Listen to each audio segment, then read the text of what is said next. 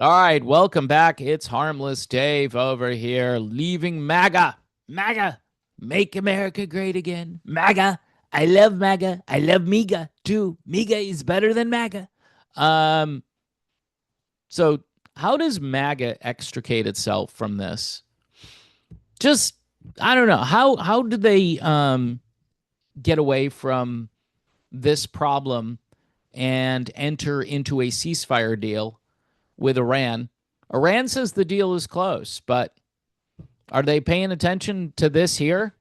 Because if they're paying attention to this here and it's not in the deal, then maybe. But if it's in the deal, if they want a ceasefire between Israel and like six other countries, it's going to be a tall order. And they're still doing stuff in Gaza. So they're doing airstrikes and home demolitions across Gaza. Remember, Trump negotiated the greatest ceasefire peace deal? It's the greatest, and everybody's still talking about it. One of the greatest deals that's ever been done. I should win the Nobel Peace Prize. Noble, because I'm noble. Donald J. Trump, very noble. Nobel. I don't know why they say Nobel. The Israeli regime has launched a new wave of brutal airstrikes on the eve of a peace deal, right? Heavy gunfire and large scale home demolitions across the besieged Gaza Strip. I think, what is it? Jared Kushner probably wants to turn that into a nice resort for him and Ivanka.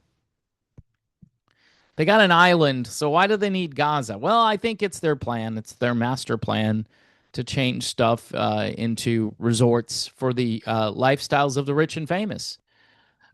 In flagrant violation of the October ceasefire agreement. You think? You think it's kind of a ceasefire flagrant violation? It is.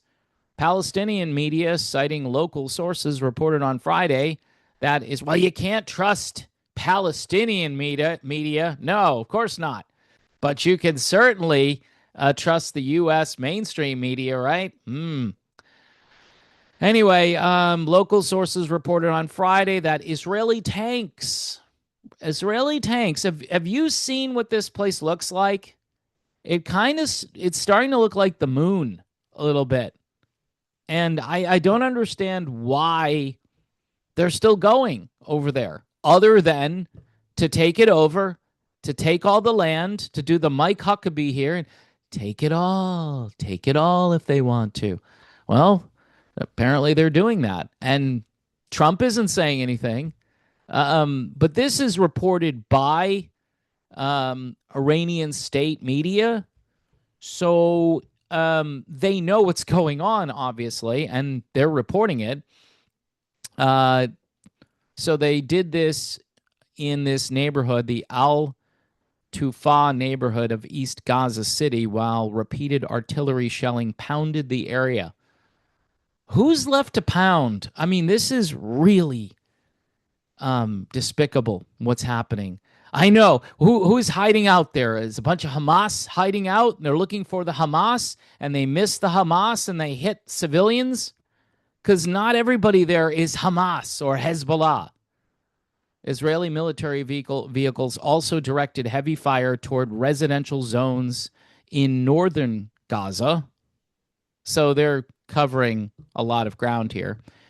In a particularly vicious attack, Israeli artillery struck Abu Hussein School in Jabalia early Friday, wounding 5 displaced Palestinians and damaging one of the few remaining shelters in the north. Wow. Wow. I know. What is it? You're supposed to bless Israel. You're supposed to, because God will bless you if you bless Israel. So this is how you bless Israel. You imagine if somebody really, if they know this, right? I will excuse people that don't look into this, but they should. But there are a bunch of people that won't know about this because mainstream media won't tell them about what's happening, right? Even like the news that is against Donald Trump, it won't talk about this. So they struck a school in a refugee camp, wounding 5 displaced Palestinians. Oh, it's just propaganda. It's propaganda to make you feel bad. And damaging one of the few remaining shelters in the north. You know how I know this is true? Because humanitarian agencies in Israel who oppose all this stuff have been reporting on this stuff. So you can't say it's fake news. You can't say it's propaganda from, oh, they have such an elaborate team of propagandists in Gaza right now. They have such the media infrastructure there that they can put out all kinds of fakery. Israeli warplanes bombed the courtyard of a home belonging to the Sarsour family and targeted nearby farmland east of the city called Deir al-Balah. An Israeli strike also destroyed parts of the al-Khamisi family home in al-Maghazi refugee camp, causing extensive damage, followed by a second airstrike on the camp.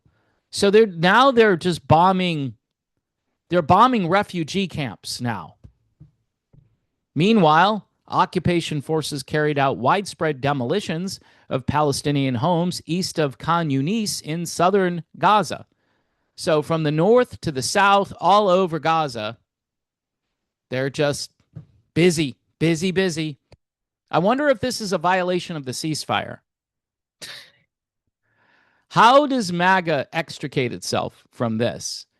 Most people aren't even going to think about this because, I guess there are a bunch of Americans that think the Greater Israel Project is something very important that Americans should be getting behind. Hundreds of thousands of displaced Palestinians continue to live in tents and makeshift shelters after the Israeli genocidal campaign reduced their homes to rubble. But it's not a genocide. The ceasefire announced on October 10th has been repeatedly violated by the Zionist entity, resulting in the killing of at least 981 Palestinians since then. Doesn't look like a ceasefire to me. It's the worst ceasefire. It's the worst ceasefire we've ever seen. I don't actually think it's a ceasefire, but I don't really care. I don't think very much. I don't even think much about the American people. Never mind the Palestinians. Since the launch of its criminal military offensive, the Israeli regime has killed around 73,000 Palestinians, but it's not a genocide, wounded more than 173,000 others, and inflicted widespread destruction that has damaged or destroyed 90% of the blockaded territory's civilian infrastructure. 90%. Backed by the unwavering support of the Islamic Republic of Iran and the Axis of Resistance, otherwise known here in the United States as the Axis of Evil, the Palestinian people and their valiant resistance continue to stand firm against this ongoing Zionist barbarity, defending their legitimate rights and dignity.